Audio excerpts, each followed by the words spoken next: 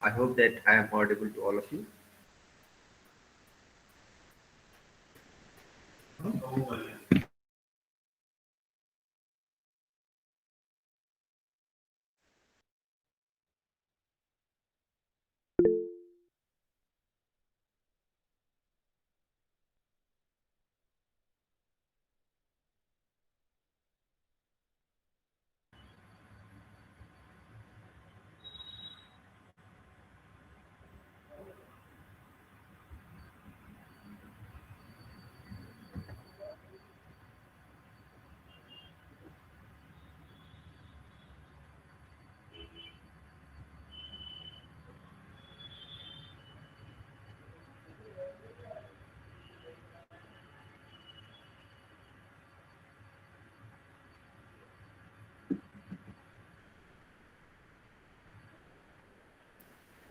Hello, good morning.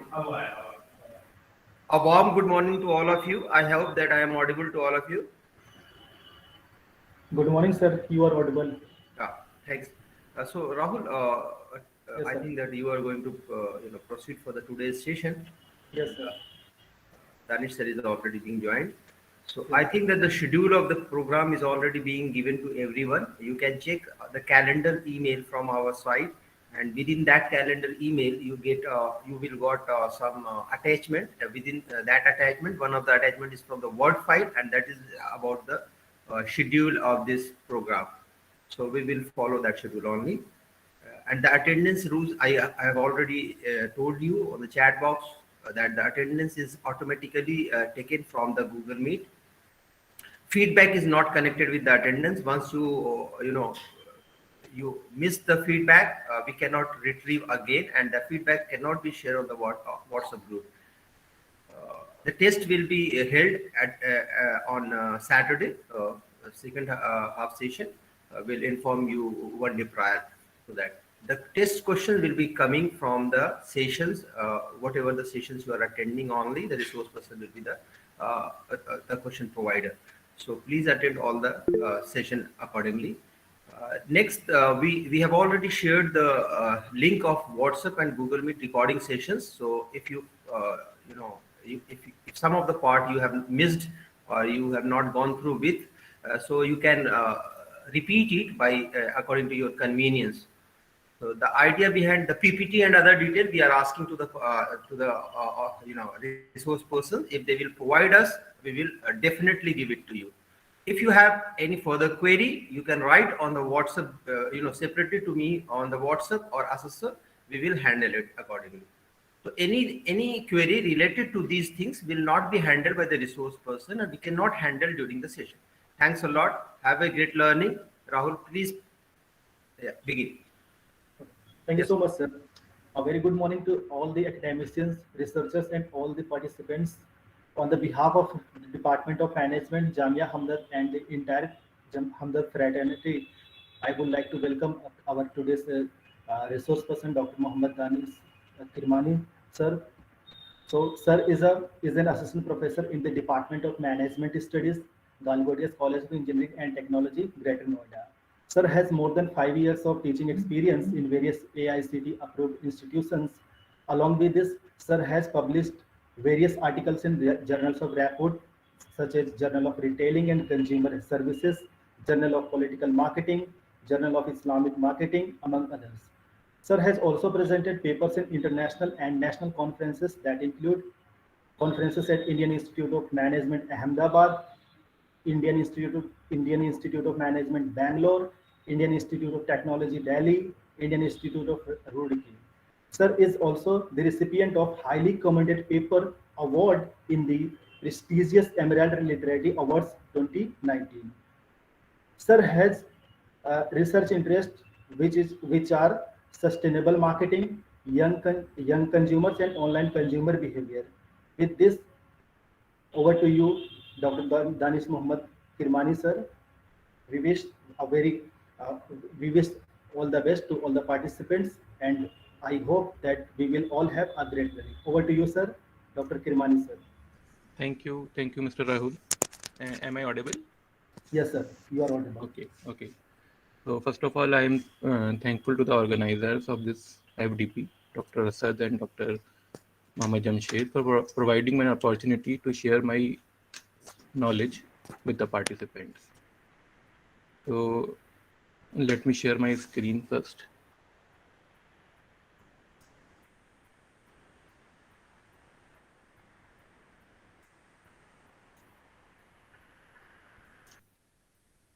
I hope my screen is visible now.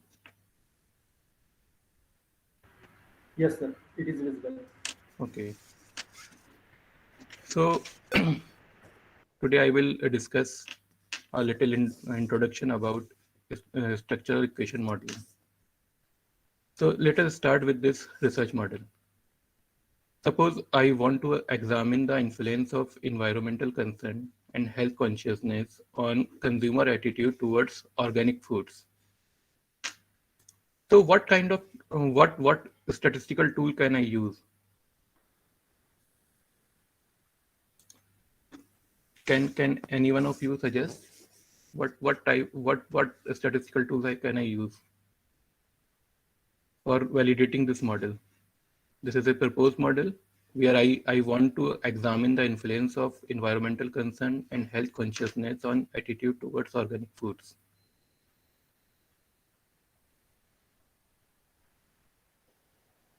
Can we use regression analysis here?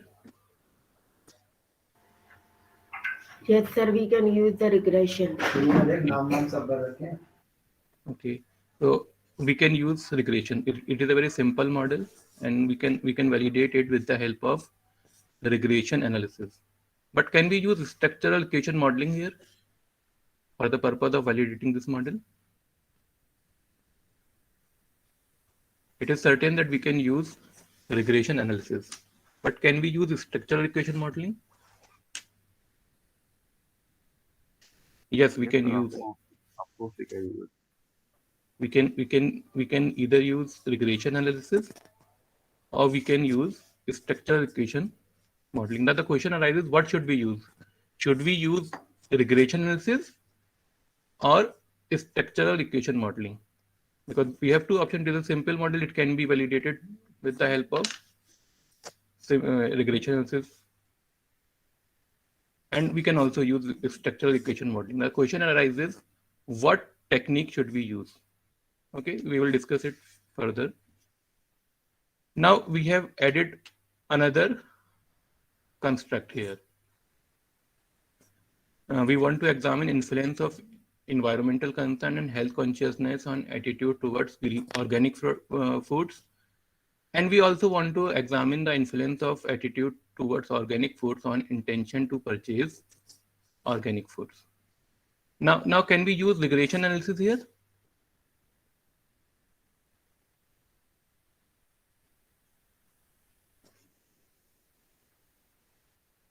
We can validate this model with the help of structural equation modeling only. Because in regression analysis, we have a limitation that we can have only one dependent variable.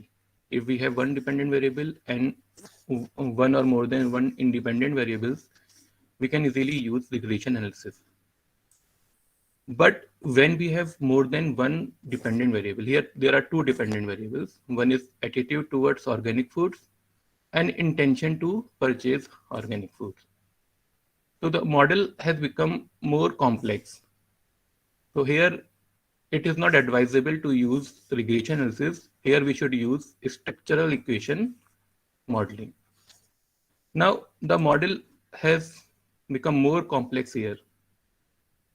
We are examining the influence of environmental concern on attitude towards organic foods, as well as on intention to purchase organic foods, as well as health consciousness. We are examining the influence of health consciousness on attitude, as well as intention to purchase organic. So we have added two additional relationships. Here also, using structural equation modeling is advisable. Another condition, we have this model and we want to find out, we have added income as a moderating variable. So for this also, using structural equation modeling is advisable. So what is structural equation modeling? Structure equation modeling is a family of statistical models that seek to explain the relationship among multiple variables, especially when we have a complex model, we have more than one dependent variables, we have moderators, we have mediators.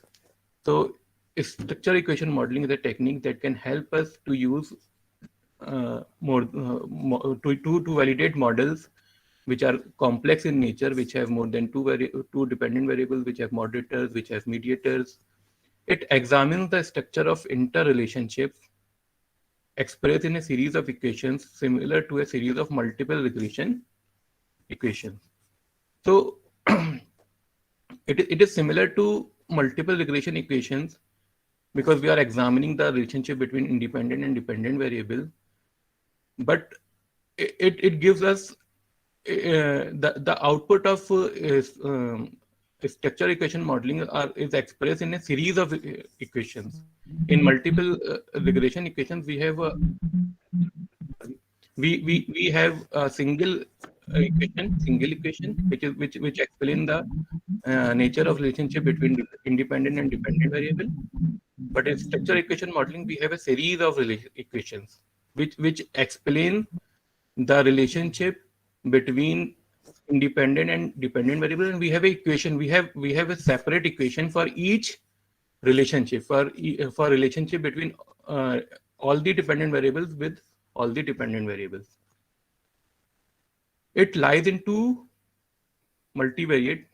Its foundation lies into multivariate techniques, that is factor analysis and multiple regression analysis. So we can say that it is combination of two popular multivariate techniques, factor analysis as well as multiple regression analysis. SAM analyzes covariance. Another important aspect of structure equation modeling that it analyzes covariance. We determine model fit by comparing the estimated covariance matrix with the observed covariance matrix. It is mainly used for confirmatory study rather than exploratory technique. So if we are conducting an exploratory study, we should not use structure equation modeling because it is theory based. We have to have theory supporting our results, supporting our model, because we have to propose a model. We need to find out, identify the constructs. We need to identify the indicators which are using those constructs. So it is all dependent on theory. So we have to have a strong framework. We have to have a strong foundation for conducting structure equation modeling. So it is more likely to determine whether a certain model is valid rather than finding a suitable model. So as I show you here, before starting the structure equation modeling, we have to propose a model. We have to identify constructs, different constructs, measuring different concepts, and we have to propose relationship between those constructs, and we have to propose those relationship in the form of a research model. And what SAM does, SAM just validate the proposed model. SAM validate the relationship that we have hypothesized.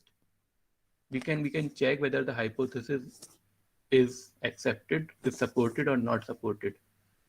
It does not help us to find a suitable model. We should have some starting point before conducting SAM. Okay, so we should have a theory, we should have a foundation, we should have a proposed model, and we can validate that proposed model with the help of structure equation modeling. So what are the advantages of structure equation modeling over other multivariate techniques? The first one is that we have some construct which we defined as unobserved or latent factors in a dependent relationship.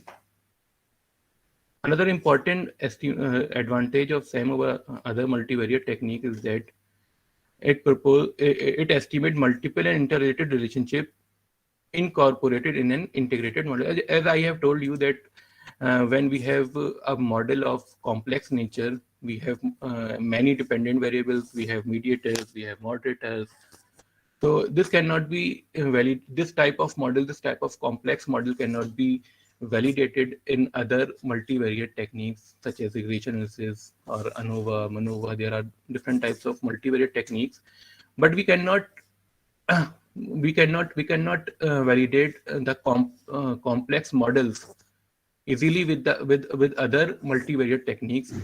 But SAM provide us this opportunity to validate the models which are of complex nature in an easy way. Incorporation of measurement error in an explicit manner. Another very important advantage of using structure equation modeling is that it accounts for it also determines the variance caused by the measurement error. Whenever we are conducting some study, we are undertaking some study, there are chances that there is a possibility of committing some measurement error. So structure equation modeling accounts for that measurement error. It determine the variance caused by the measurement error by incorporating the error terms in the integrated model. And that is why when I asked you what type of technique is best, should we prefer to validate this simple model? This is a simple model. We can use regression analysis here. We can use structure equation modeling. But I asked you what should we prefer, regression analysis or structure equation modeling?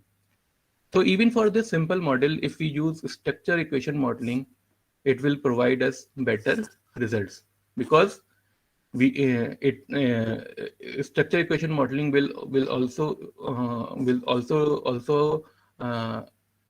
analyze the influence of measurement error on this model. So it is a strong statistical technique. It is better technique than regression analysis. So even for simple models, we should prefer structure equation modeling.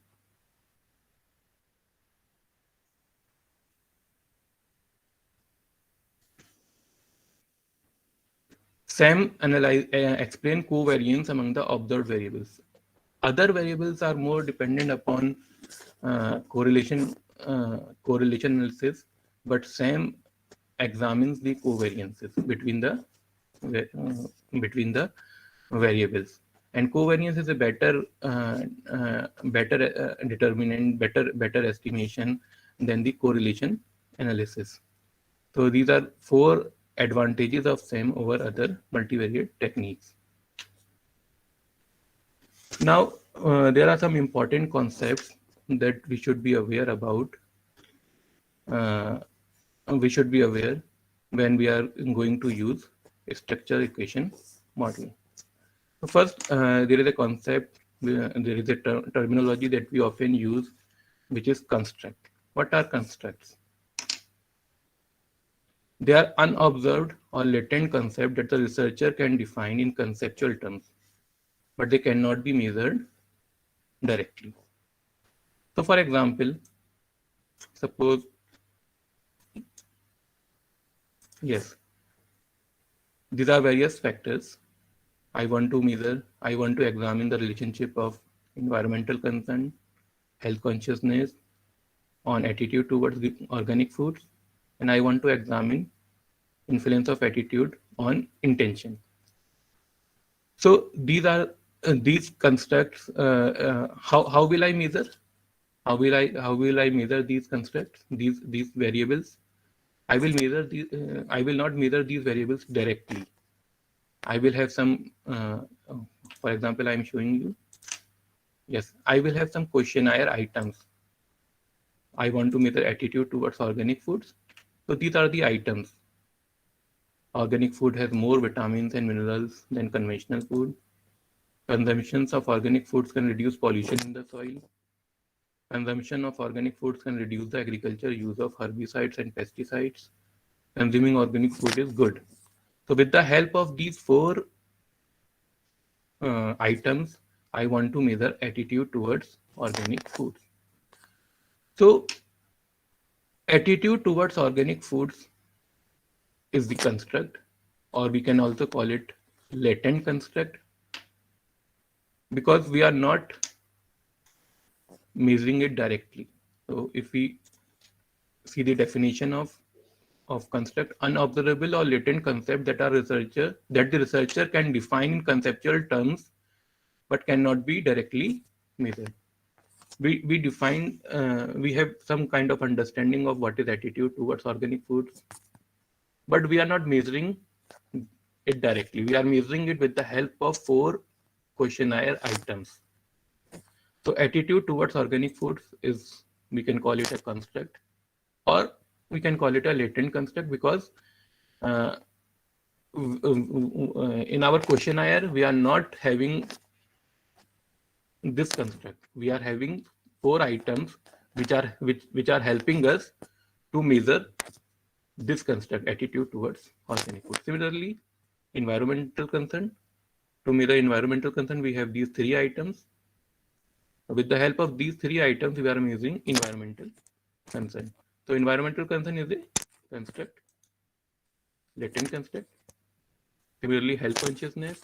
For this, we have 4 items. So we are, with the help of these 4 items, we are measuring health consciousness. So we have 3 constructs: attitude, environmental concern, and health consciousness. Now indicators. What are indicators? Indicators are the observed value used as a measure of a latent construct. They are also known as measured or manifest variable. So here these items, the questionnaire items, which are helping us to measure the latent constructs, they are known as indicators. So the construct attitude towards organic foods has 4 indicators. The latent construct environmental concern has 3 indicators. The latent construct health consciousness has 4 indicators. So what our respondents see? Respondents see the indicators, and with the help of these indicators, we measure latent constructs or unobserved constructs. Then there is measurement error that I have already discussed. It is the degree to which the variables do not perfectly describe the latent constructs of interest. So we have these 4 indicators which are supposed to explain attitude towards organic foods. But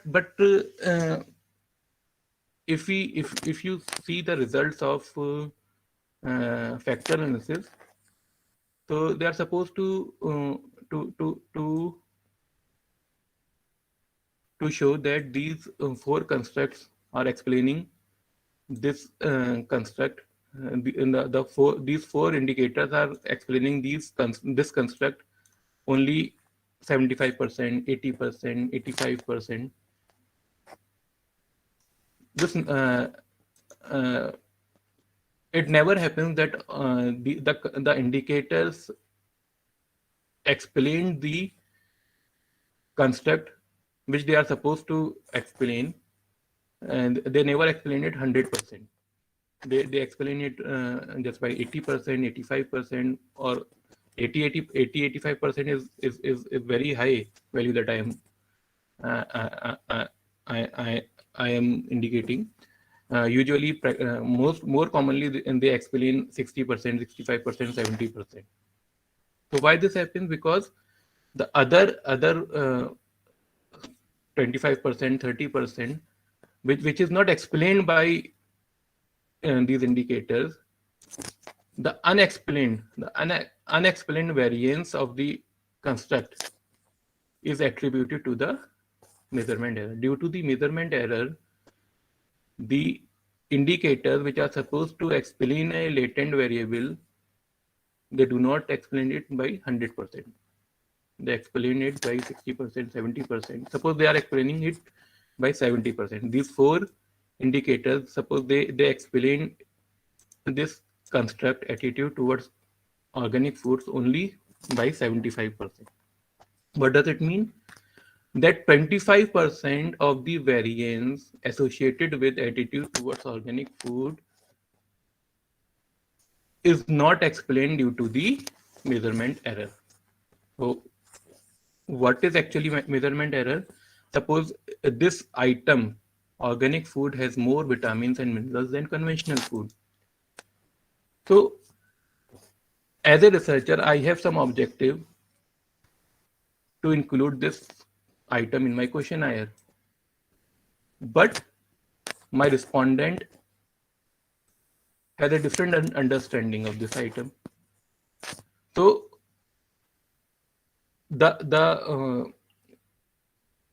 my objective does not matches with the understanding of the respondent. He is associating this item with some other variable. I want him to associate this item with attitude, but he is not understanding the respondent the way I want him to understand.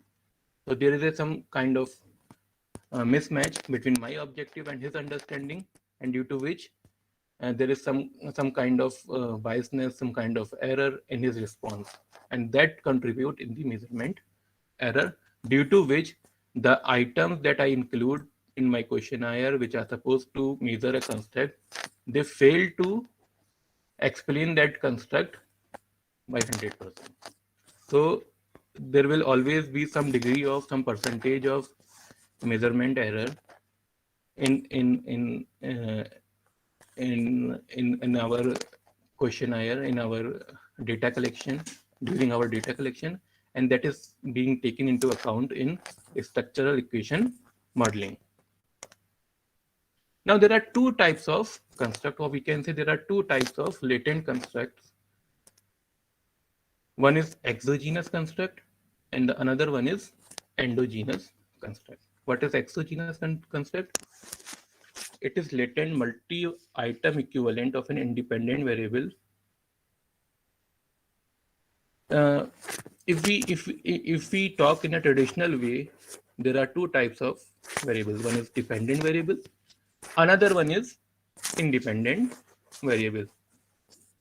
And independent variables are supposed to explain the dependent variable. If we see this model, so here attitude towards organic foods is a dependent variable, and environmental concern and health consciousness is attitude is a dependent variable, environmental concern and health consciousness are independent variables. So this is traditional way of explaining the different variables involved in a research model. In the context of structural equation modeling, we have exogenous and endogenous. So exogenous variables are equivalent of an independent variable. So in traditional way, the variables which we call independent variables, they are taken as exogenous variables in case of structural equation modeling. It is explained by the factors outside of the model, and it cannot be explained by any other construct or variable in the model. So the exogenous variables or the independent variables are not explained by any other variable in the proposed model that we are taking in structural equation modeling. If they are explained by any other factor, any other variable which is involved in the model, then it will not be known as exogenous variable. So they are the independent equivalent. Exogenous constructs are equivalent to an independent variable in traditional multivariate analysis. Endogenous constructs, they are the they are equivalent of a dependent variable. And these dependent variables are explained by other variables which are part of the same model. So here we can see environmental concern and health consciousness. They are not explained by any other variables which is present in the in this which are present in this research model. So we call them independent variables, or we can call them exogenous variables. But attitude towards organic food is, we are proposing that it will be explained by environmental concern and it will be explained by health consciousness. So because it is explained by two other variables of the same model, we cannot call it an exogenous variable or an independent variable. We will call it a dependent variable or endogenous variable. So it is very important to understand the difference between exogenous construct and an endogenous construct. Then this is how we design our model in structure equation modeling. These are x1, x2, x3, x4, x5, x6, x7, x8, and x9. These are our questionnaire items. So if we see it, variable 1 and variable 2, they are exogenous constructs. Variable 1 is measured with the help of 3 questionnaire items, x1, x2, and x3. Variable 2 is measured by 3 questionnaire items, x4, x5, x6. Variable 3 is an endogenous construct because it is explained by 2 other variables, variable 1 and variable 2. And variable 3 is measured with the help of 3 questionnaire items, x7, x8, and x9. And we are also taken into account the error terms, E1, E2, E3, E4, E5, E6, E7, E8, E9. They are supposed to take into account the measurement error.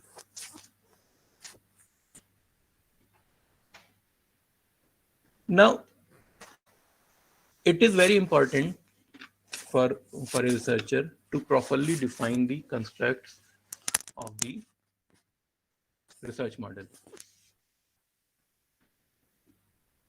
because it is it is the first step in the structure equation modeling. If a researcher is not able to define the construct accurately, then it will be very difficult to get the desired results, to get the desired output from the structure equation modeling. So the first step is to define the constructs. How will we define the construct? What should we do?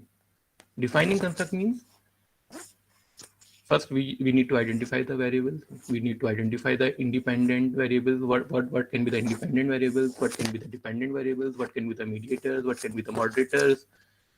First, we need to identify those variables, and then we need to identify the items that can measure those variables. So suppose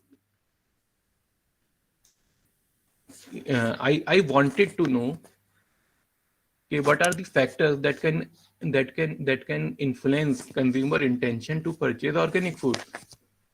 I am interested in organic foods. Because organic foods is the need of the hour. So I wanted to know, okay, what are the different factors that can influence a consumer to purchase organic foods, that can influence intention of the consumer to purchase organic foods. So first I was required to identify those factors from the previous studies. So what can I do? I can go to the previous literature. I can search research papers which are published in good journals on the similar theme, similar topic. And I found out that there are 3 factors that can influence intention: environmental concern, health consciousness, and attitude towards organic foods. Now, the next task is, how will I measure these 3 constructs? How will I measure environmental concern? How will I measure health consciousness? How will I measure attitude towards organic food? From where will I get the items to measure these constructs?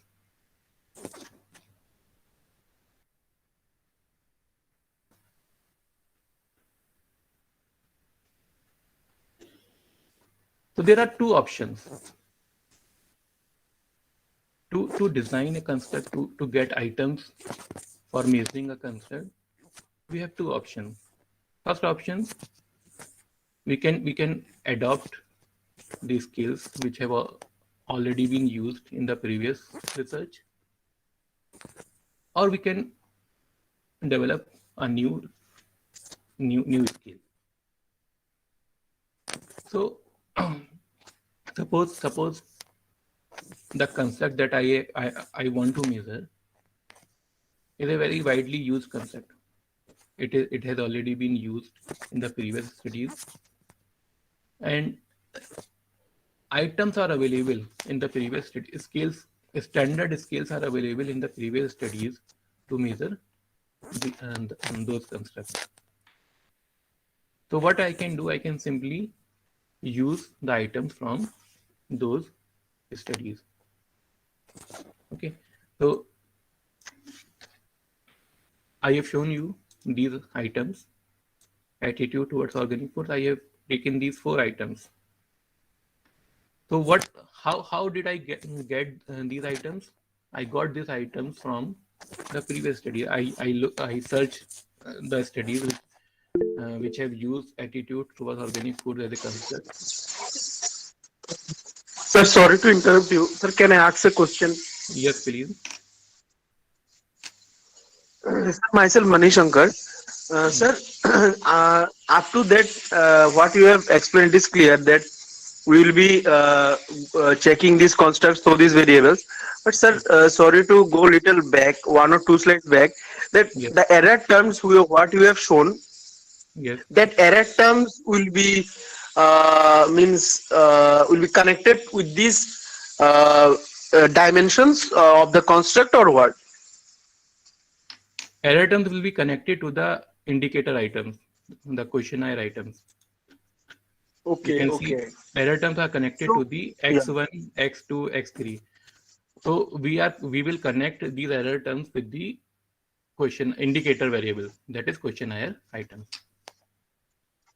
Okay. So, sir, from there itself, we can clearly tell if someone asks that what is the difference between the traditional thing and this SAM model, we can tell that this error term we are not calculating in a regression model, and this will give more clarity to the correlation of these items with the construct, right?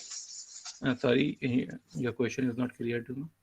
There is some disturbance in the Sir, background, so I'm okay, okay.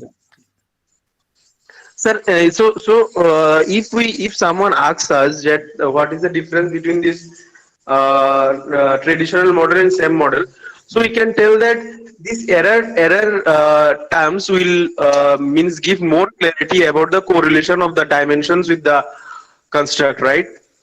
Yes, it is one of the benefits. There are many other benefits of SAM as compared to traditional models, but it is one of the advantages that we are taking into account the error terms. We are taking into account the measurement error in the SEM model. Okay, sir. One more thing, that after your this valuable class, can you show us through a small paper that means one paper which you have found that there has been successfully implemented the same model, so that we can get a more analogous thought process that how they are presenting it in the paper also.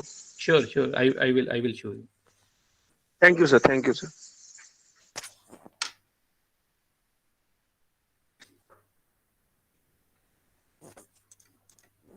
Okay, so one option to optionalize the construct or to measure the construct is to get the items, and we can get these items from previous studies if the standard scale is already available.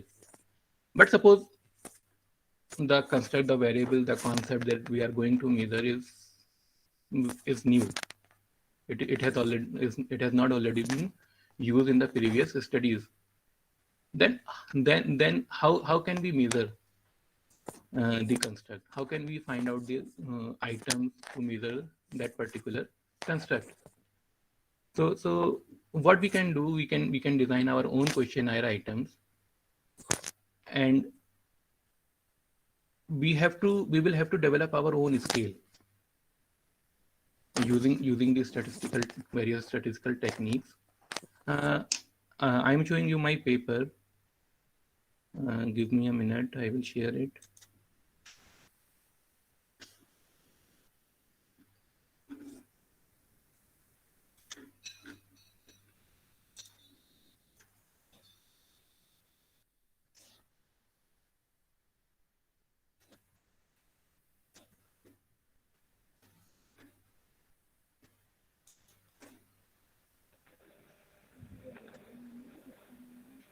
Morning to good morning, sir.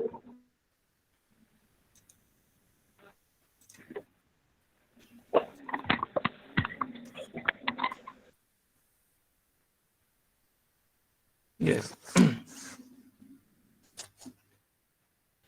Actually, I wanted to measure political sensitivity of this paper is published in Journal of Political Marketing, which is a B category journal, Scopus Index B category journal. In this journal, I wanted to measure political sensitivity of young Indian voters.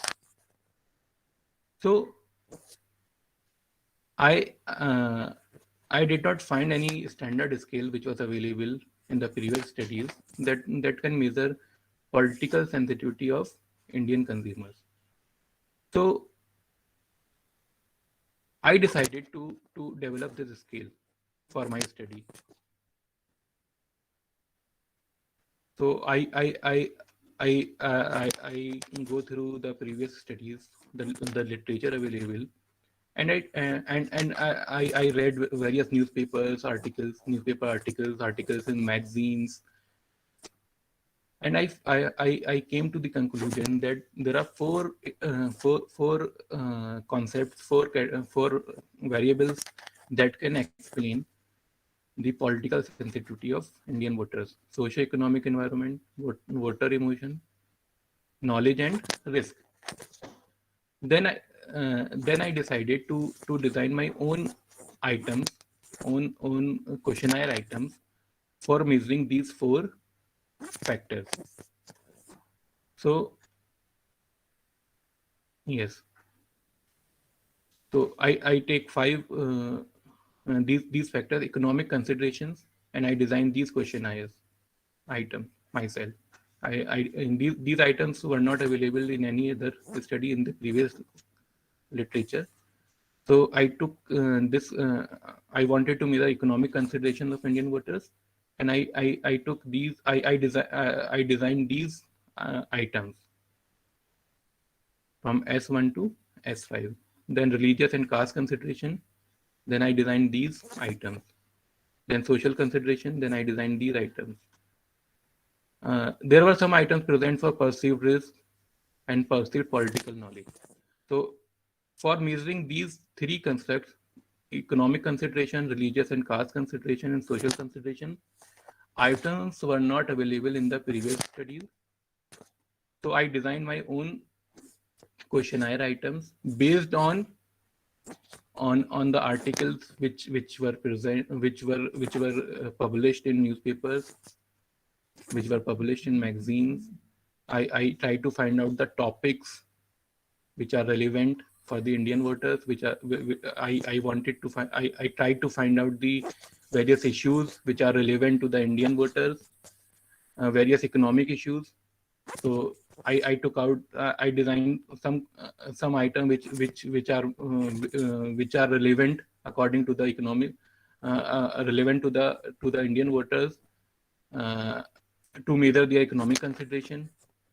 Then I also find out that there are some issues related to religion and caste, and I design some item which can measure their religious and caste consideration, then social consideration. So I design items for these 3 factors. But luckily, I find out some items for I find out a standard scale for measuring perceived risk and perceived political knowledge. So I just adapted those items from the previous studies, and I combined these 5 factors to develop a scale which is known as political sensitivity of young Indian voters. So there are two options. We can adapt items from the previous studies if they are available. If the standard scales are available, we can just adapt those scales from the previous studies. If we do not have standard scales, then we will have to develop a new scale. But for developing a new scale, there should be a strong theoretical foundation, and there should be a strong statistical support. We should use very advanced statistical technique to validate the scale proposed by us. Okay, so it is always better if a standard scale is available, then just use that scale for the purpose of our study. Sir, Yes. sir, sorry to interrupt. Sir, here, if I have seen that if standard scales are applicable, is available, then researchers used to do some modification in that scale by taking Yes. some factors, and then to validate that factor in that scale, they used to do confirmatory factor analysis or Cronbach alpha that Yes. value. So here you have mentioned EFA. So any specific reason to do that? Yes, in my scale, in my study, I used EFA because I was using a new scale. है ना? The standard scale was not available. The concept was new. Actually, I was exploring. It was a kind of exploratory study because this scale was not developed by the previous by previous researchers. It was not examined in the previous studies. So for that purpose, because it was exploratory in nature, so I started with EFA. Okay. Sir. Okay. So after adapting the scales, either from previous studies or new skill development, we can go for pre-testing, where we can have the opinion of the experts regarding the especially in case of new development, new skill development. We can have when we design our items for using a construct, we can take the opinions of the experts. We can ask them whether these items can measure a particular construct. So and when I design these items, so suppose these 4 items are supposed to measure economic consideration. So I contacted some experts, some marketing teachers, some professors who were expert in political science. So I contacted them. I presented my questionnaire to them, and I explained the objective of my study. And I took their opinion whether these 4 items are measuring this construct or not, or these items are measuring religious and caste consideration or not. And they gave their opinion. They suggested some changes. I implemented those changes. Then I contacted them again. I showed them again those items, and when they approve, then I proceed further. So this is known as pre-testing. You can go to expert opinion. You can take the expert opinion, and they will suggest you some changes. They would suggest you some changes. You can incorporate those changes to design your questionnaire. It is recommended that each construct should be measured by using at least 3 observed variables. So for getting good results in structure equation modeling, especially in AMOS. If you are using AMOS software, so the researchers suggest that each construct or each variable should be measured by having at least 3 questionnaire items. If there are less than 3 questionnaire items, it might be possible that you will not get good results. So to be on a safer side, it is always better to have at least 3 questionnaire items to measure a particular construct. Up to this point, if you are having any doubt or you want clarification, you can discuss. Sir, for a strong validity, we can go for an expert review also, na? After this EFA means after applying EFA, right? What kind of expert review? Means you told na, right, that for verification of these things you have done some sort of activity. Yes, you can take expert opinion before EFA. Okay, before EFA, right? Okay, Before okay. EFA, before EFA. Okay, sir. Okay, sir. Okay, so we can proceed further. Sir, one small thing. Yes, Sir, yes. if you see this, you have finalized this thing and very very skeptically, means out of this vast thing. So can you give us some 1 or 2 points during when we are putting these dimensions in a pipeline? What are the things we should keep in our this thought process, because sorting these factors from this big ocean of this literature and exogenous factors, what we should be kept in mind, means what the arguments we should put forward in front of that lobby of researchers which will be questioning other how you have I'm done this thing. requesting to the participants to please ask any question once the professor will finish his lecture, because it will derail our entire, structure. So please keep your questions with you. Write down on the piece of paper. Once sir will finish the things, then you can ask. Please follow this, because other participants may not be able to understand your questions sometimes. Please. Okay, sir. So SAM can be divided into 2 parts. There is a measurement model and there is a structural model. Measurement model relates measured variables to latent variables, and structural model relates latent variables to one another. So this is a description of measured model and structural model. In measurement model, what we are doing, we are assigning the questionnaire items to their construct. It demonstrates the relationship between indicators in their underlying latent construct. Okay. So, for example, construct 1 is supposed to measure by these 4 indicators. So we are demonstrating the relationship of these 4 indicators with construct 1. Then next 3 indicators with construct 2, and next 5 indicators with construct 3. So here our objective is to validate the relationship between the indicators and their underlying constructs.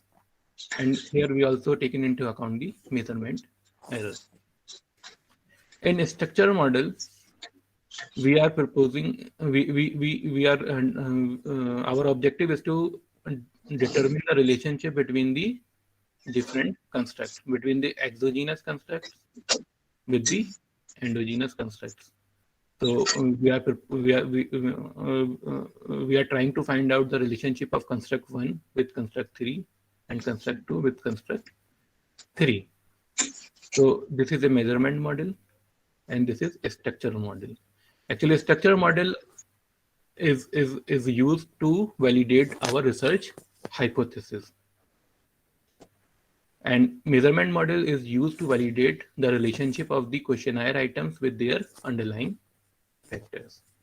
So when we conduct structure equation modeling, first we validate measurement model, so that we are confident that the questionnaire which we are supposed to measure a construct, it is statistically supported also.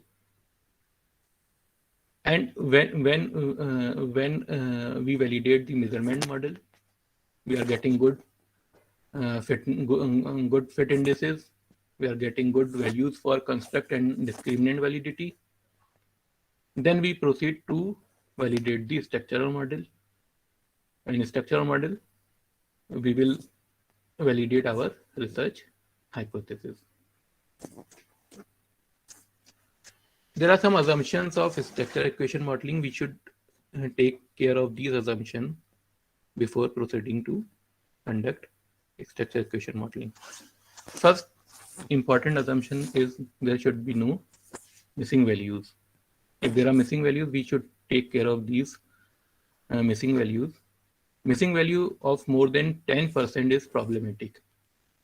10% in a particular variable or 10% by a particular respondent. Suppose a respondent, suppose there are 20 questions in a 20 items in a questionnaire, and a respondent has not answered 3 items, then it means that it has not answered more than 10% of the questionnaire item. Then it is problematic.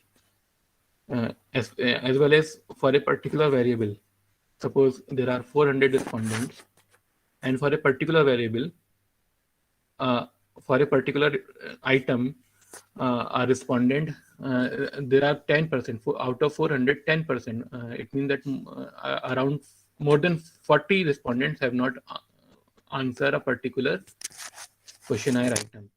Then it means it is problematic, and we should have taken care of it. One of the way to take care missing values is to impute the missing values. We can replace the missing values by mean or by the median, the mean of the particular item.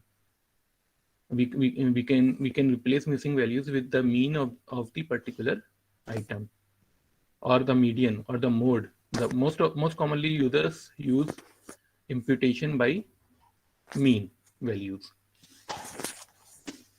Another important consideration is outliers. Outliers means when a respondent select the extreme values in the questionnaire. Suppose there are 5 options: strongly disagree and strongly agree. Strongly disagree, neutral, agree, and strongly agree. So if a respondent is using strongly disagree most often or strongly agree most often, then it is considered as outliers. But outliers, in case of Likert scale, we should not be worried about outliers when we are using Likert scale, because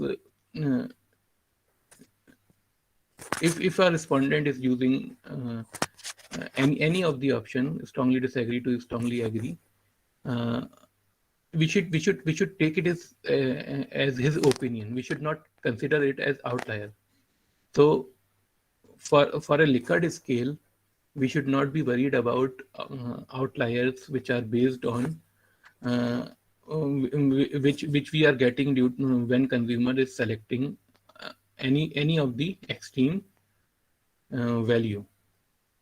But we should be concerned about another type of outlier, which is also known as unengaged responses. What is the meaning of unengaged responses? Unengaged responses means, suppose a respondent is selecting the same option for all the questions. Suppose respondent is selecting strongly agree for all the 20 items. So he's marking 5, 5, 5, 5, 5 for all the options, or 1, 1, 1, 1 for all the options. Or he's using a certain pattern: 1, 2, 3, then 1, 2, 3, 1, 2, 3, 4, 5, then 1, 2, 3, 4, 5, then 1, 2, 3, 4, 5, then 1, 2, 3. What does it mean? It means that respondent is not reading the questionnaire properly, and he's just choosing his option. He's following a certain pattern: 1, 2, 3, 4, 5, 1, 2, 3, 4, 5, 1, 2, 3, 4, 5, or 3, 3, 3, 4, 4, 4, 5, 5, 5. it means that he is not reading. He's marking his answers without reading the questionnaire. So we should find out these type of responses, and we should delete them, because they will bring biasness in our results. They will manipulate our results. They will not give true picture of the study, of the research, and it will impact our findings. So we should find out these type of unengaged responses, and we should delete these responses from the questionnaire. Another important consideration is normality. A data should be normally distributed for structure equation modeling, for using structure equation modeling. But ideally we do not get perfectly normal data. But there is certain acceptable range of normality. We can find out the skewness and kurtosis values. And if skewness and kurtosis values are within the range of -2 to +2, it is more liberal consideration. Structure 1, the researchers who are little strict with their data, they recommend that the values of skewness and kurtosis should be -1, should lie between -1 to +1. So strict consideration is that skewness and kurtosis value should lie between -1 to +1, and a liberal researcher suggests that it can be between -1 to +2. So we should try to minimize the impact of normality. We should get the acceptable range of normality, normal data. The issue of normality can also be dealt with increasing the sample size. As we increase the sample size, we can reduce the impact of data which is not normal. We can move towards the normal. As we increase the data, we move towards the normality.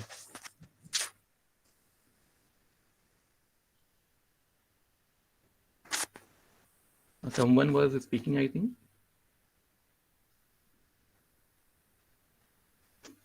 Okay. Another assumption is linearity. Linearity means degree of association of the change in a dependent variable with the change in an independent variable. So we need to find out what is the association of the change which we are witnessing in dependent variable, and vis-a-vis with the change in independent variable. So what is the association of the change in independent variable with the change in dependent variable? So it should be this association should be linear in nature. So we should ensure that the change in dependent variable should be linear with the change in independent variable, and it can be checked with test for linearity in SPSS. SPSS has a provision to check for linearity. It has a separate test for it, and we should use it, and we should ensure that the association of the change in dependent variable should be linear with the change in independent variable. Another important consideration is homozygosity. It means that different samples have the same variance, even if they come from different populations. So it is also known as assumption of equality of variances, equal variances.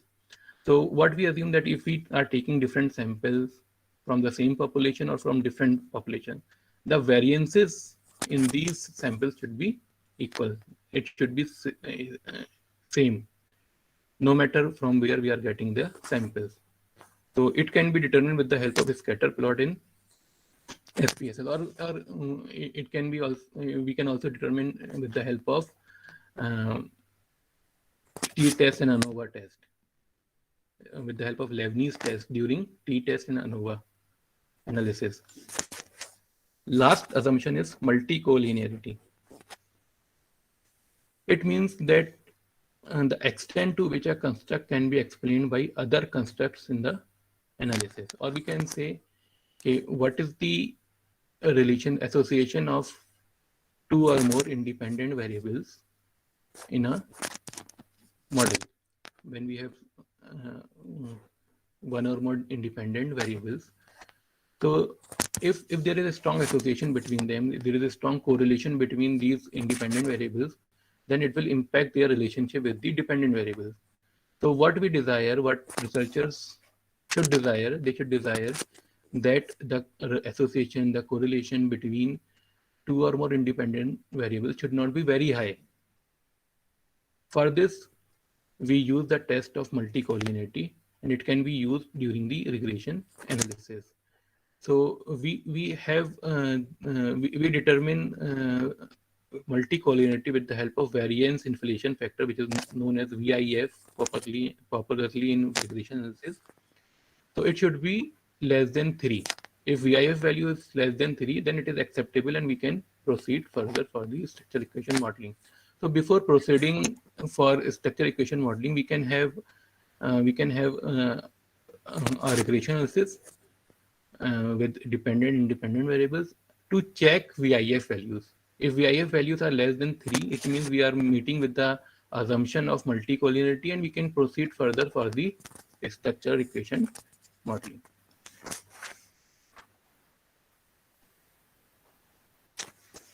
Now, what is the process of, what are the different stages involved in structure equation modeling?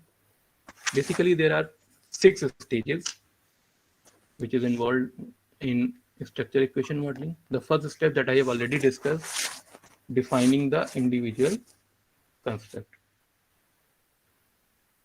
So first of all, we need to define our construct. We need to find out the items which are supposed to measure our constructs, that I have already discussed, that we can do it with the help of previous studies, or we can develop our new construct, develop a new scale. We can develop our new scale, and we can define our construct.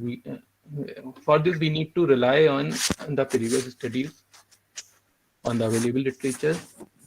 So with the help of this, we can define our construct. Second is, we can develop and specify the measurement model. In the second part, we need to develop this type of model. We need to specify which items are measuring which constructs. So as here we are specifying that x1, x2, and x3, x4, they are measuring construct 1. x5 to x7, they are measuring construct 2. x8 and x12, they are measuring construct 3. We are also specifying the error terms to each questionnaire item, to each indicator variable. We are correlating. We are putting covariances between the individual constructs, so as to account for any degree of covariance between these constructs. We should always take care that the latent construct should be in circles. We use circles to represent latent variables, latent construct. We use rectangles to represent indicator variables. Okay. We are also specifying error terms. Error terms are also in circle. So in second step, we develop and specify our measurement model. Third is designing a study to produce empirical results. In the third step, we want to design a study. We want to have a foundation for our study, which can help us to produce empirical results. Here we will have to decide the sample size. It is also very important consideration what sample size we should use. We should select estimation method, and we should deal with missing data if it is available in the study. Okay. In the fourth step, we will check the validity of measurement model. There are two options, two estimations for measuring the validity of measurement model. First, we check goodness of fit indices. There are various kinds of goodness of fit indices that we check, and if these fit indices are within the acceptable range, then we say that our measurement model has good fit. Another one is we also check construct validity.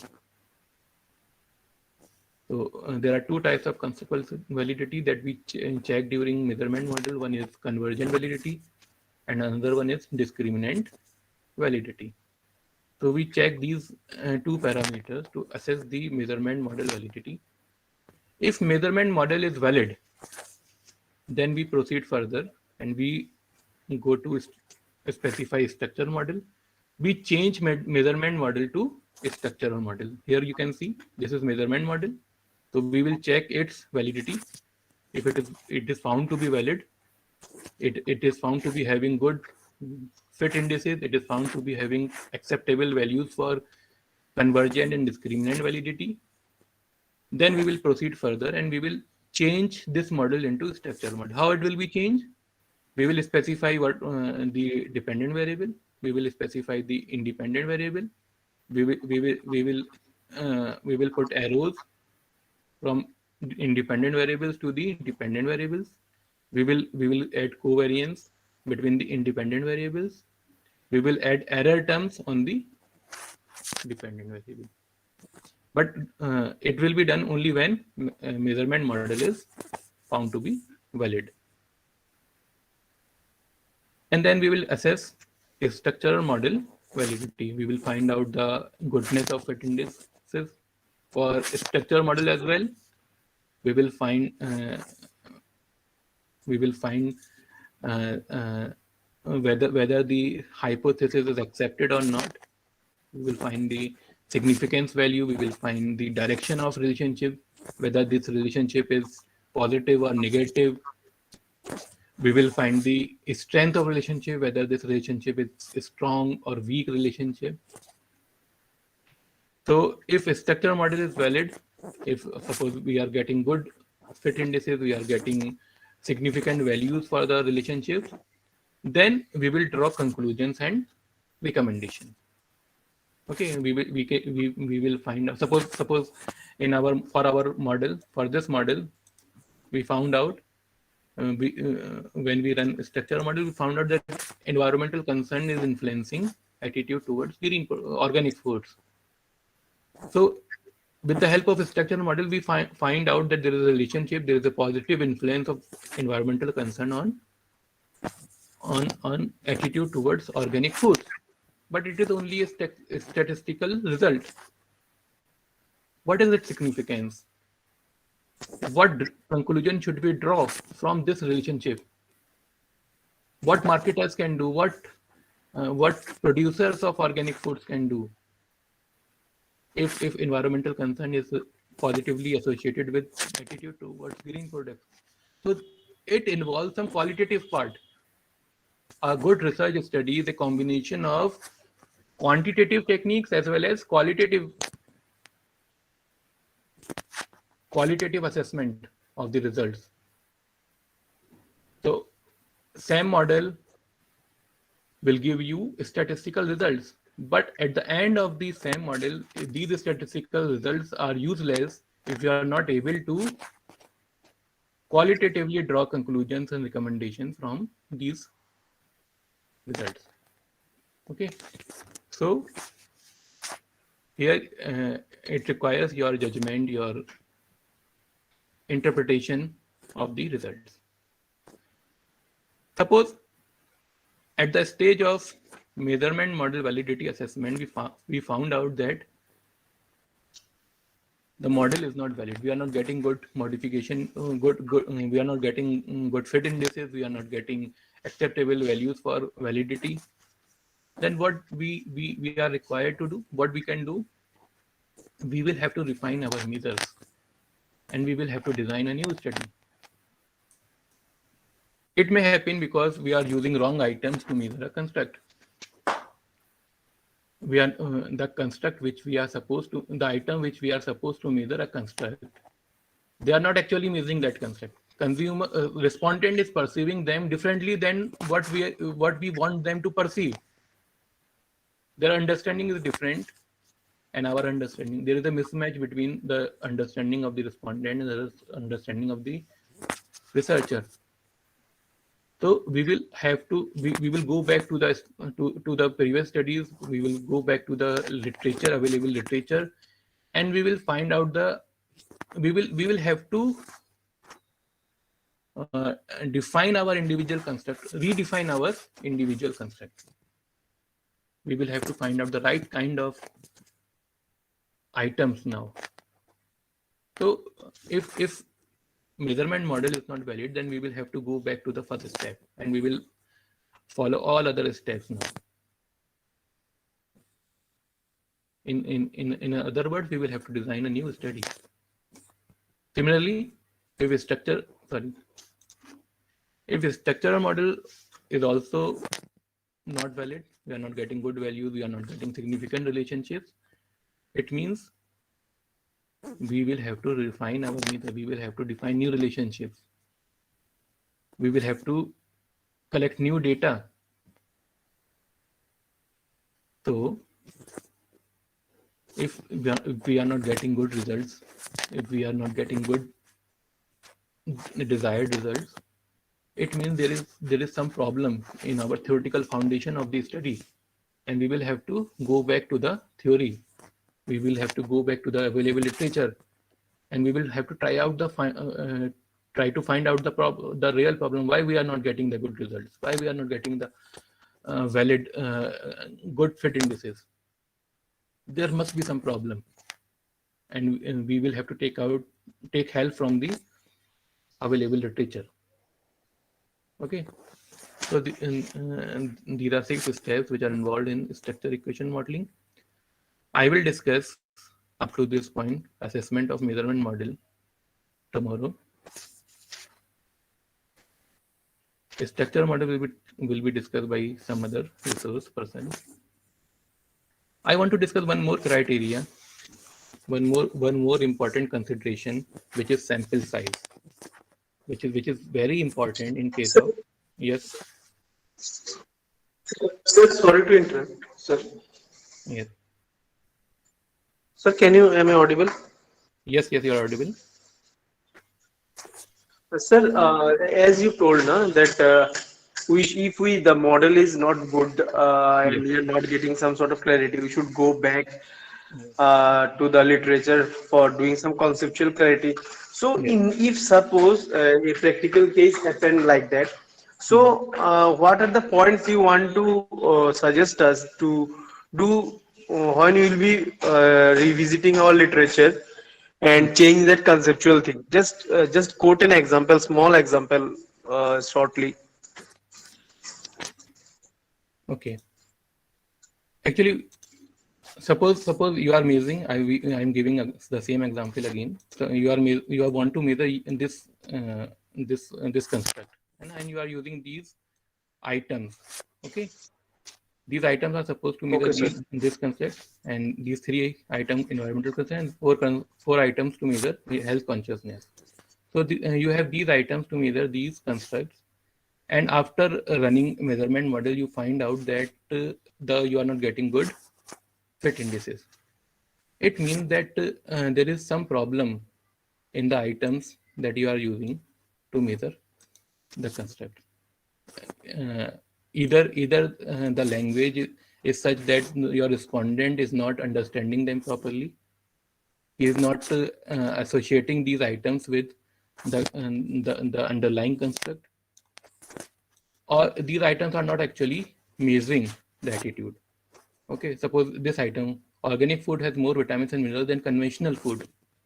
So you want to measure attitude with this item, but for respondent, according to him, that this item is not aligning well with the other 3 items. Okay, it is not consistent with other 3 items.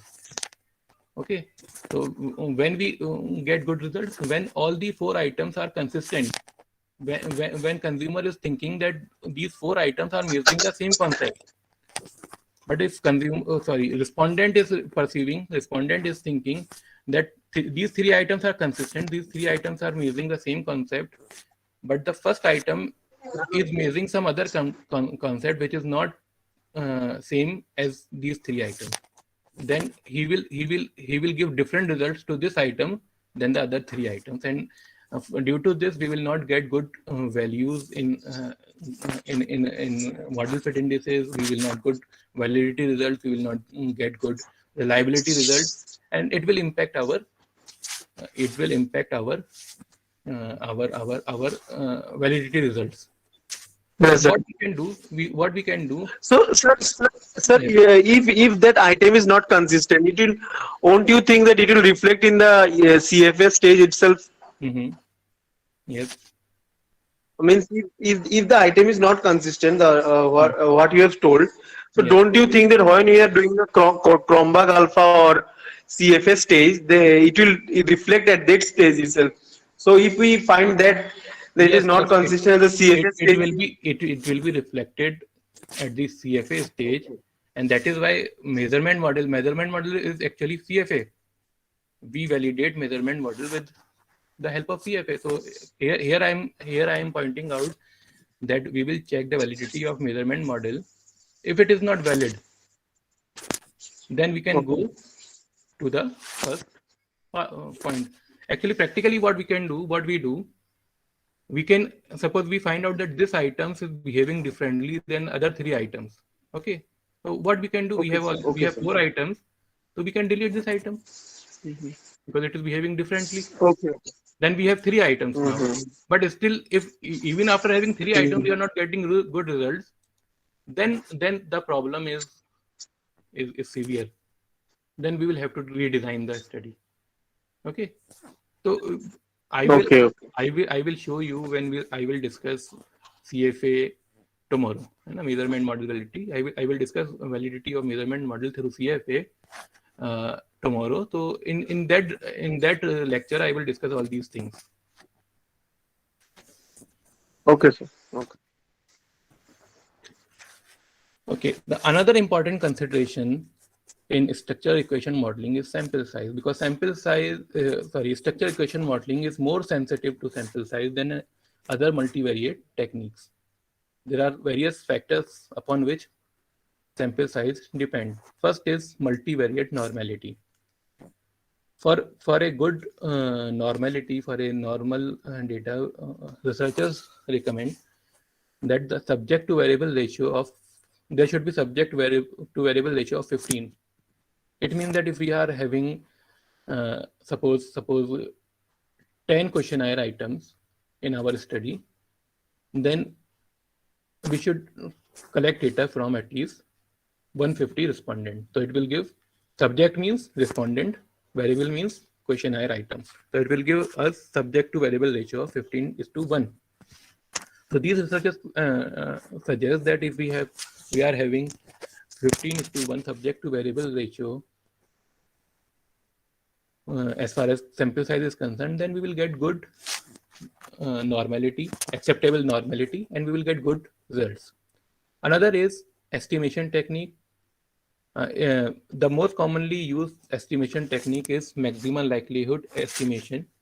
Some researchers suggest that under ideal conditions, sample size of 50 is okay if we are using maximum likelihood estimation, but we hardly get ideal conditions. So, but sample size of 50 will not be suitable. We should be careful about it. But if we are able to have ideal conditions, then we can and we are using maximum likelihood estimation, then even sample size of 50 will be fine. But the problem is that we do not have ideal conditions. Another important consideration is model complexity. If we have simple model, we can get good results even with small sample size. As the complexity increases, the requirement for large sample size increases. So if we have this simple model, the requirement of sample size will be smaller. For this model, we will require large sample size.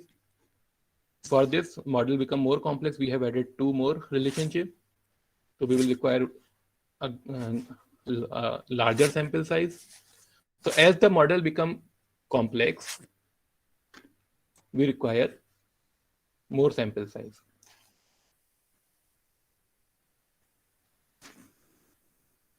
Then missing data, if we have missing data, because if we have missing data and we have large missing data, then we we may have to delete some respondent. If they are the missing data is more than 10% by a respondent, then we will have to delete it. So we are having more missing data, then we are expecting that there will be missing data in the study. Then we should always aim for large sample size, because at the stage of data screening, we may have to delete some of the respondents. Okay, so if we are expecting large sample size, so large missing data, then we should go for large sample size. There are some researchers who have suggested, for example, Combre and Lee. They have suggested that sample size of 100 is poor, 200 is fair. Sorry. Okay, 300 is good, 500 is very, and 100 is excellent. There are some researchers. Any question from the participant side? Okay. It is 15:1. Some researchers have suggested the subjective variable ratio as 15:1. According to James Gaskin, who is very good researcher and who has videos on YouTube related to structure equation modeling, he has suggested that we should use the formula of 50 plus 5x to determine the sample size, where x is the number of observed variables. So suppose if we have 20 items in a questionnaire,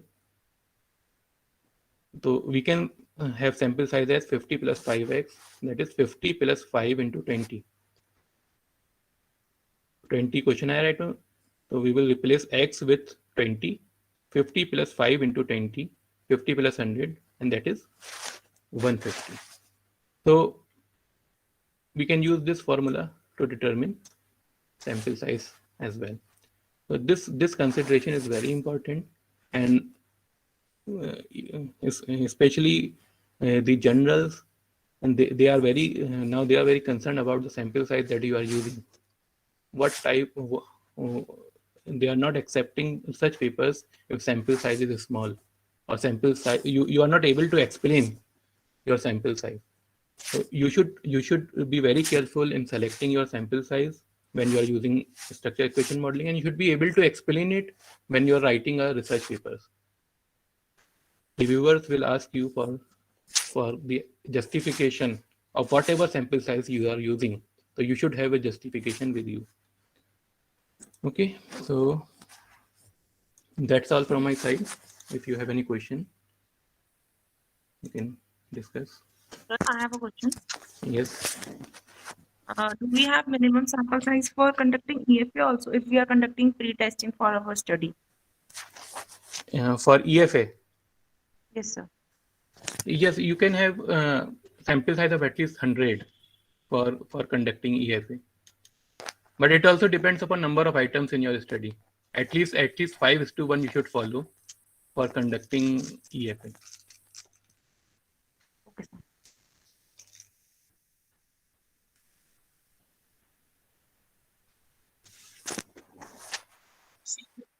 Regarding the sample size which you have shown that formulas, so is it mandatory that we have to suppose we are doing a study on the SMEs, means small medium industries, so in that case how to defend our sample size? Means if we are taking a sample size of 150 industries, so some strong point, what you feel that in generalized way, if we defend our sample size, what are the points we should highlight? So you want to collect data from SMEs, Yes, sir. Yes, sir. and who are your respondents in SMEs? In the managers who are The managers. running the. Okay. So actually, sample size depends upon your. It will be determined with the help of the technique that you are going to use. If you are using structure equation modeling, so you will have to justify with the help of these. You will have to point out some references. If suppose you are collecting 50:1, so you will have to show these references in your research paper. You have followed this the rule of 15:1, and these are recommended by these researchers. Okay, so you will have to justify your sample size with the help of researchers that have already used it, or those who have recommended the same technique that you have used. You have you have to justify it by these things. Okay, means previous researchers who have used the sample size. Yes. Okay. Okay, sir. Sir, I have another question. If we are conducting exploratory vector analysis and still we don't get a good rotated component matrix, we don't get a good result. So what should be the process of cleaning the data other than removing missing data? Actually, your voice is breaking. I did not understand the question. Sir, am I audible? If there is a problem, you can write in the chat box. Okay, sir.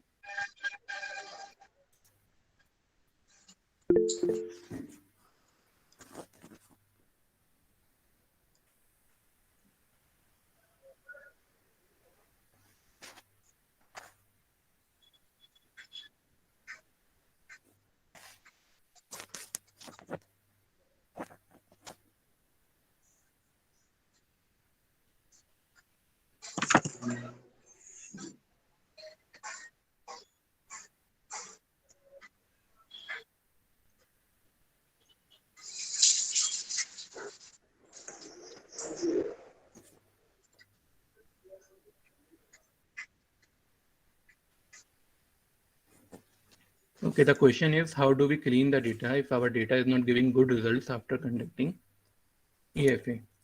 So you will have to check the outliers, you will have to check the normality, missing data, unengaged responses. It is very important that you will have to check whether the responses are engaged or not. You will check outliers. If there are outliers, you will have to remove them. If there are unengaged responses, you will have those respondents who are not properly engaged while providing the data.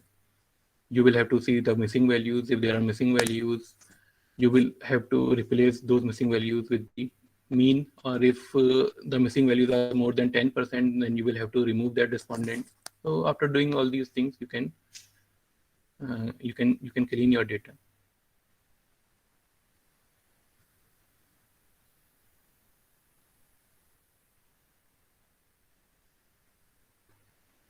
Sir, good morning, sir. Yes. Am I audible, sir? Yes, sir.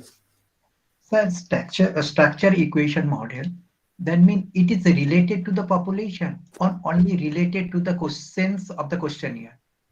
Suppose my population is 100 and my question in the questionnaire is the 10, and we have the 3 factors. In this particular case, how many sample size I will take? Sir, your voice is breaking. When you started, it was clear, but now it is breaking. I was not able to hear your question. My question is that my population is 100, number is 100, and Population my is 100. 100, and questions of the questionnaire is 10, and factors are 3. How many sample size I will take? Is there any definite rules for that, or I can take the convenience purposes? Population is 100 and 100. item is 10. Item is 10 and factors are 3. And how many sample size I will take? Okay. So if population is 100, then population is also very small. You can take the data from whole population. Why to take sample size? Okay. Thank you, sir. Okay. Sir, good morning. Good morning. This is Dr. Shanmugha Priya from Kalaslingam Academy of Research and Education. Sir, I would like to know, I'm doing right now one research related to the topic on analysis of quality and usefulness of higher education institution. So I need some thought flow. If I would like to construct the model using the SEM, what kind of thing I can incorporate in this particular area? So I need some insights, research insights from you to construct this model. Ma'am, sorry, again, your voice is breaking. Yeah, I'm just type it in the chat box also, the topics and analysis of quality and usefulness of higher education institution. Analysis That of is quality and usefulness. usefulness in, Useful, yes, in higher sir. education. In Okay. higher education. Okay. Exactly, sir. So what you want to do here? So in that, I want to develop a model Okay. for this particular research topic, and I would like to get some research insights. How can I further proceed in that model with your Okay. support? So that's Okay. that's Okay. Okay. yeah. Thank you, sir. Okay. So, ma'am, what you can do, you can read some research papers which are published in good journals. So I propose that always prefer the journals which are published in journals which are A category or A plus category, A star category. So there you will find the latest research related to your topic. So read those papers, at least read 20-25 papers and find out some papers, 2-3 papers which can you use as a base for your study. And from these papers you can get the variables, you can get your constructs, your dependent variables, your independent variables, and you can have some kind of understanding of the relationships which you can propose between the variables. And there you can also find the questionnaire items. So at the starting point, I always suggest that read research papers which are published in A category and A star category journals. That will be a good foundation for your study. Yes, sir. Agreed to. Thank you, sir. For the base paper, I can develop the constructs. For that, in a current scenario, that may be of before 5 year, 10 year. So current scenario after COVID pandemic, there are a lot of changes happened in the Yes. higher education. So I can remodify the constructs according to the current scenario, and I can go ahead. And for more practical scenario, you can also read newspaper articles. Sure, sir. Sure, sir. So thank you, sir. Thank you very much. Thank you. Sir, I have typed a question in the chat box. Can you please see that last question? Okay, sir, when we use a measurement model in SEM, that we only check correlation, variance, or some other parameter. Yes, you also check goodness of fit indices. You will check various kind of parameters to check conversion validity and discriminant validity. That we will discuss tomorrow. We will discuss measurement model and CFA in detail tomorrow. So you will get an understanding. Okay, sir. Sir, last question from my side, that when we are telling that we are using a measurement model in a paper, so if a observer who is unknown to the topic, he will ask that why you have chosen measurement model irrespective of structural model. So how to defend such question? You will not measurement model instead of structural model. You will use measurement model before structural model. So it is a combination. Whenever you want to use structural model, you will have to use measurement model before that. To validate the relationship of questionnaire items with the latent concept that they are supposed to measure. So that measurement model will be those that means through the CFA or EFA, right? Through CFA, yes. Okay. Sir, good morning, sir. Good morning. Sir, I am having a query. Like whenever we are developing a framework, structural model, equation modeling, in that case, like every time it is like wise to develop a single model in which all the questionnaire, all the factors, everything is going to be represent, or we have to divide it into different segment. So, I mean to say that, like, whenever we are developing a framework, whenever we are like going through the structural equation modeling, in that case, it is wise to develop a single model in which everything is going to be represent, or we have to divide it into different segment. Sir, it depends upon your objective. What are the objectives of your study?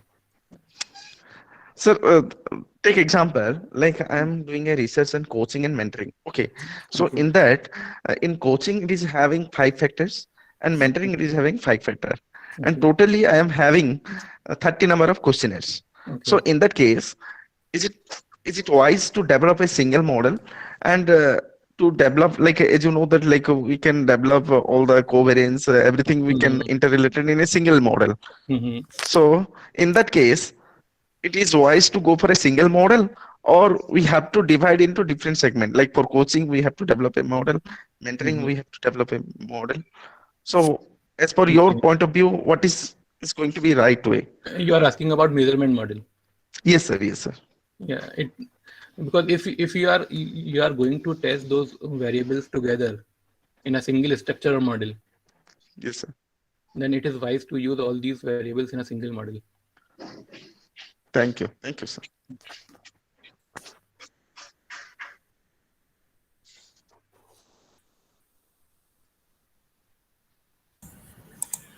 Good morning, sir. Am I audible? Yes, ma'am. Yeah. Sir, I'm Sonika. I just have one question. I'm a research scholar plus faculty. So you talked about assumption of structure equation modeling. And you talked about a lot of no missing values, outliers, normality, and so on. So when I write my thesis, should I mention all these in my thesis? What is your, your viewpoint on that? So should I write that, okay, I have normality, definitely, I think normality, validity, reliability, we always mention. But should we also talk about multicollinearity and homoscedasticity and all those things? Yes, it is always better to discuss all these things in your thesis. It will add to the value to your thesis. Okay. Thank you so much. Thank you.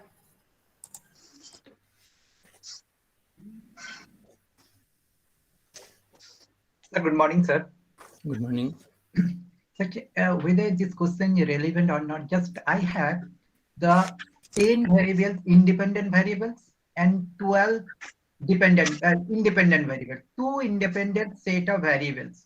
You have 8 independent and 2 independent variables. And 10 independents, and also another set of the 12 independent variables. We would like to correlation for this thing. In this particular cases, I am used to the canonical correlation. Okay. Whether the canonical correlation, whether there is a relation, canonical correlation factors are there.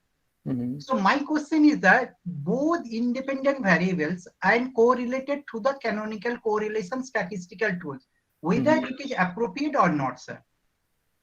Actually, I do not have much understanding of canonical correlation, so I am not the best person to answer. Thanks.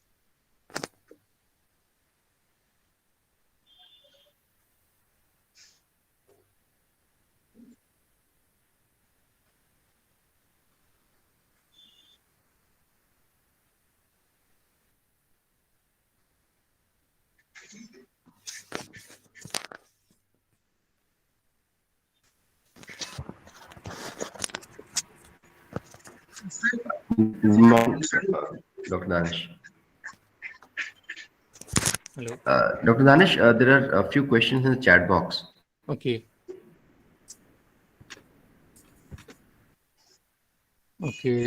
There's a question from Nageshwar Rao.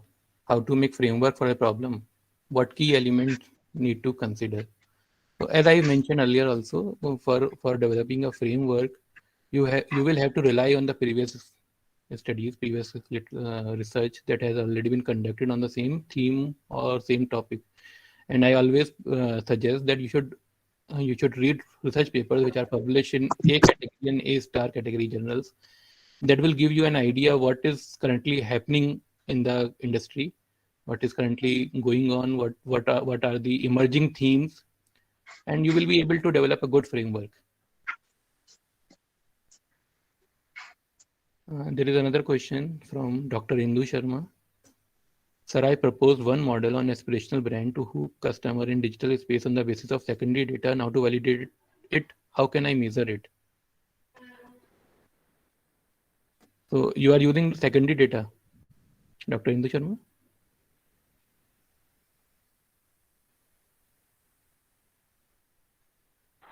Yes, sir. Hello. Hello.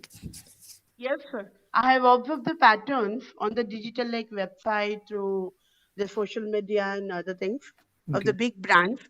And on the Mhm. basis of that, I have prepared this model. Okay. So you have developed a model, Yes, sir. and you will collect primary data for the validation. Yeah, I want to collect to validate this particular model, whether whatever the claim I'm making, whether it is really, the reliability on that particular model. For Mhm. that, how should I approach? Okay. So first you need to find out the respondent from where you can collect data. Have you finalized the respondents? So it's a brand like I have finalized that I should go for the startups who are really looking to make their brand on digital Okay. space. But the problem is that the time frame and these respondents are not really open up to give their real honest response. Okay. So you you need to find out a way to collect data, to take feedback from them, and it is very important to get the desired data from them. So you will have to find out some way so that they can provide you good answers, engaged answers. So this is the first step that you will have to take. The thing is, like in that particular model, I prescribed a few things, and I'm just suggesting the people that if you really adapt this thing, you will get the desired result. But for adoption of that particular thing, whether this respondent will adapt it or not, that's the issue with. So can I go for only structural modeling proposal, or I have to go for measurement modeling also? Now, whenever you are using a structural model, you have to use measurement model. This is the first step. You cannot use a structural model without using measurement model. You will have to use these in combination. Okay. So first, when you collect data, go for measurement model. When it is validated, then convert that measurement model into a structural model.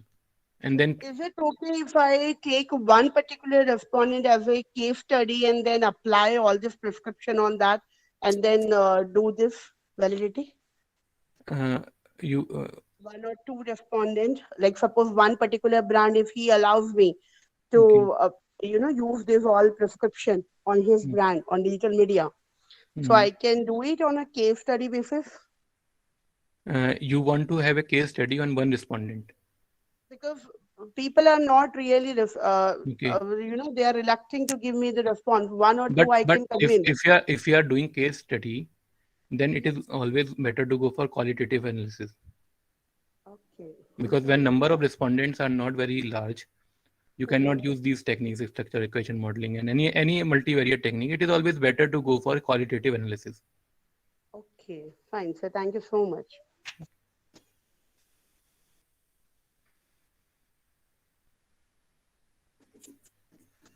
Okay, there is another question from Ms. Tanya Mistal.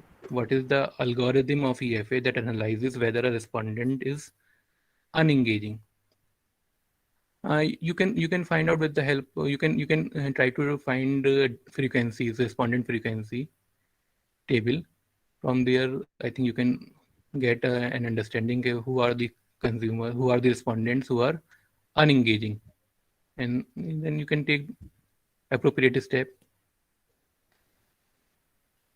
There is another question from Ms. Uma Devi Anand. Is covariance between variables and multicollinearity same? No, they are different. Covariance is the estimation that how two variables are changing together simultaneously. multicollinearity is we can say it is a association, it is some kind of correlation between two or more independent variables.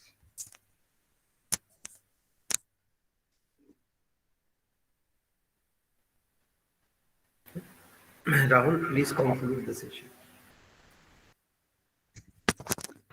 Sure, sir. Thank you so much, sir, for enlightening us on such a wonderful topic. And it was a wonderful session with you. And I hope all the participants have gained much from you and your insights that you provided on the topic. And with this, I would like to conclude this session, and we will reassemble it 11:15 for the second session. Thank you so much, sir, once again. Thank you, Mr. Rahul, Mr. Dr. Asad, and Dr. Jamshed for. Thanks a lot, Dr. Danish. We'll meet tomorrow in chat. Okay. Thank you. Okay, take care. We will resume again at 11:15. Till the time you can take a break. Participants, we will meet again at where it is. Yes.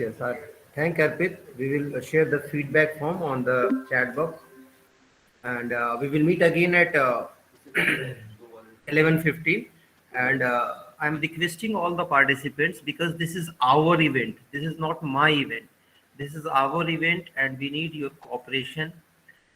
Actually, we need some volunteer to welcome our guests. Every time we have a new guest, so we need the participants' involvement for that.